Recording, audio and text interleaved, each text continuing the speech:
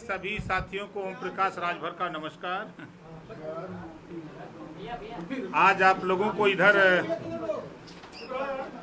जो बुलाया गया है, ये एक हाई कोर्ट ने एक आदेश दिया है। ये फाइल है आदेश की। ये भर राजभर जाति 8वीं विधानसभा जब सत्र चला था तो उसमें अनुसूचित जनजाति में शामिल करने के लिए प्रस्ताव यूपी गवर्नमेंट ने बनाया, लेकिन वो यहीं रह गया। उसी प्रस्ताव को लेकर के हाई कोर्ट में रिट दाखिल हुई। हाई कोर्ट ने 11 मार्च 2022 को एक आदेश दिया कि 2 महीने के अंदर उत्तर प्रदेश सरकार केंद्र को प्रस्ताव भेजकर अनुसूचित जनजाति में शामिल कराने का काम करे। 2 महीना बीत गया, सरकार ध्यान या सुध नहीं ली। उसके बाद फिर हमारे साथी कोर्ट गए, तो कोर्ट ने 1 महीने का फिर नोटिस दिया कि 1 महीने के अंदर इसको करके अवगत कराएं। इस बात को लेकर के कल मैं माननीय मुख्यमंत्री जी से रात को 8:30 बजे के लगभग मिला और उनको पूरी बात से अवगत कराया कि समय समय पर भर राजभर जाति को विमुक्ति जाति का शासनादेश प्रमाण पत्र जारी करने का भी आदेश हुआ है और जाति प्रमाण पत्र बना है। तो ये जाति विमुक्ति जाति में 19 जातियां थी, 1 से लेकर 19 तक 17वें नंबर पर भर जाति थी। शेष जातियां कोई अनुसूचित जाति में चली गई, कोई जनजाति में चली गई, ये छूट गई। तो इसको अनुसूचित जनजाति में शामिल किया जाए। इस बात को कल माननीय मुख्यमंत्री जी ने, मैं पूरी फाइल लेकर के गया और उनसे बातचीत हुई तो उन्होंने अपनी सहमति जताई और समाज कल्याण को तुरंत उन्होंने आदेशित किया कि ये प्रस्ताव बना करके तत्काल भारत सरकार को भेजा जाए। और ये होने से जो निचली पादान पे खड़ा भर राजभर जाति, आज इसके न IAS हैं न IPS हैं, न कहीं दरोगा मिलते हैं, न सिपाही मिलते हैं, न बाबू मिलते हैं। ये काम हो जाने पर पहले इनको शिक्षा में सहूलियत मिलने लगेगी, नौकरियों में इनको सहूलियत मिलने लगेगी। ये प्रयास हम लोग बड़े लंबे समय से कर रहे थे और जिस तरह का माहौल कल माननीय मुख्यमंत्री जी ने जिस तरह पढ़ के पूरी बात को समझा और आदेश दिया, इसके लिए हम माननीय मुख्यमंत्री जी को बधाई देते हैं कि आपने हमारे विषय को लेकर के गंभीर हुए और इसको प्रस्ताव भेजने का। दूसरा, हमने एक प्रस्ताव दिया था भूमाफियाओं की आड़ में।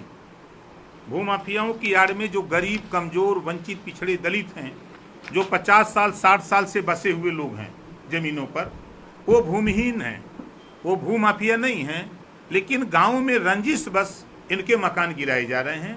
इस संबंध में भी माननीय मुख्यमंत्री जी से कल मैंने चर्चा की तो उन्होंने कहा कि इसके पहले मैंने एक आदेश जारी किया हूँ और ठीक है। तो फिर उन्होंने तुरंत बुला करके प्रमुख सचिव को कहा कि देखो ये मामला संज्ञान में आया है, इसको तत्काल जो है इस तरह की कार्रवाई न हो, गरीब कमज़ोर न उजाड़े जाए भूमाफियाओं की आड़ में, इस पर त्वरित कार्रवाई हो।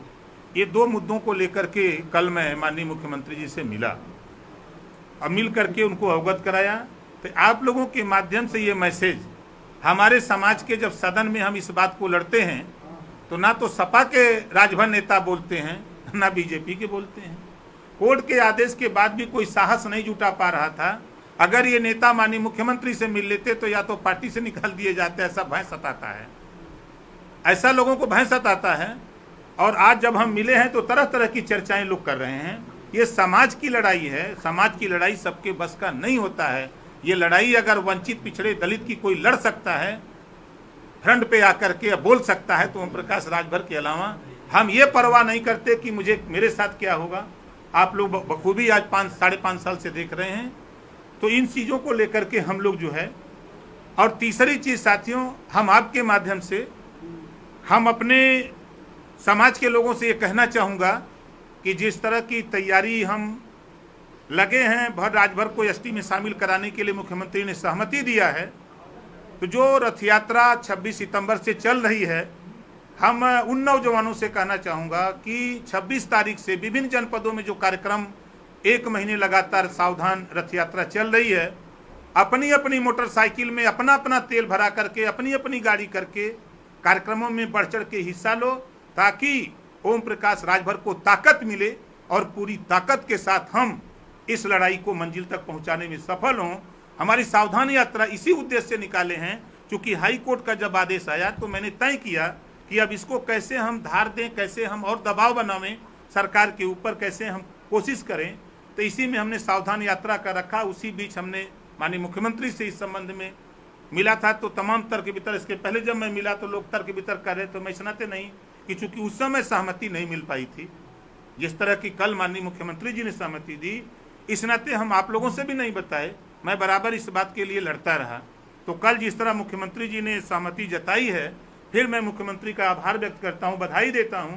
और उन्होंने जो लाल बाग चौराहे का नाम राजभर महाराजा सुहेलदेव रखा है, इसके लिए भी आप लोगों के माध्यम से मैं माननीय मुख्यमंत्री जी को बधाई देता हूं कि पूर्व की सरकारें चाहे जो भी रही हो, कांग्रेस रही हो, बसपा रही हो, सपा रही हो, जनता दल रहा हो, जो भी सरकारें रही, कभी राजभर महाराजा सुहेलदेव जी के विषय में नहीं सोचा। लेकिन आज महाराजा सुहेलदेव जी के नाम पर ट्रेन, महाराजा सुहेलदेव जी के नाम पर ट्रस्ट, महाराजा सुहेलदेव जी के नाम पर मूर्ति लगाने की जो तैयारी और महाराजा सुहेलदेव जी के नाम पर जो चौराहा इतिहास को उजागर करने का काम हो रहा है, इस बात को जब हम बोलते हैं तो लोग कहते हैं कि आप दूसरी दिशा की तरफ हैं। हम तो समाज की लड़ाई लड़ने के लिए माननीय मुख्यमंत्री से मिलकर के, मैं एमएलए हूँ, अपनी पार्टी का विधायक दल का नेता हूँ और राष्ट्रीय अध्यक्ष हूँ, तो ये मेरा नैतिक कर्तव्य है कि जो समाज की समस्या, उस समस्या को लेकर माननीय मुख्यमंत्री से मिलकर उनको अवगत करावें। पुनः मैं आप लोगों के माध्यम से अपने समाज के नौजवानों से खास तौर से कहना चाहूँगा कि आप अपनी मोटरसाइकिल, अपनी गाड़ी करो, ये मेरी लड़ाई नहीं, ये पूरे समाज की लड़ाई है। अपना पैसा लगाओ, चंदा मांगो, गाड़ी में तेल भराओ और जहाँ जहाँ रैली का कार्यक्रम है वहाँ पहुँच करके बड़ी संख्या में उपस्थित होकर के कार्यक्रम को सफल बनाओ। इस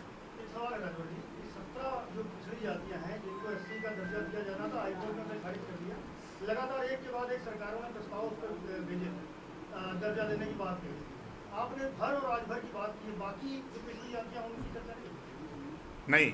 देखिए, कल मैं साफ कल माननीय मुख्यमंत्री से जो मैंने आपको दिखाया कि जो आदेश की कॉपी है जो मेरे पास है, जो जिसको जो काम संभव है, हम त्रिशंकु की तरह नहीं लटकना चाहते हैं। अखिलेश यादव जी की सरकार थी, इन्होंने त्रिशंकु बना के लटका के रखा, प्रस्ताव तो यहाँ से भेज दिया, लेकिन दिल्ली में इन्हीं के समर्थन से कांग्रेस की सरकार थी। बसपा ने प्रस्ताव 17 जातियों को 80 में शामिल करने का भेज दिया, लेकिन बहुजन समाज पार्टी के सहयोग से कांग्रेस की सरकार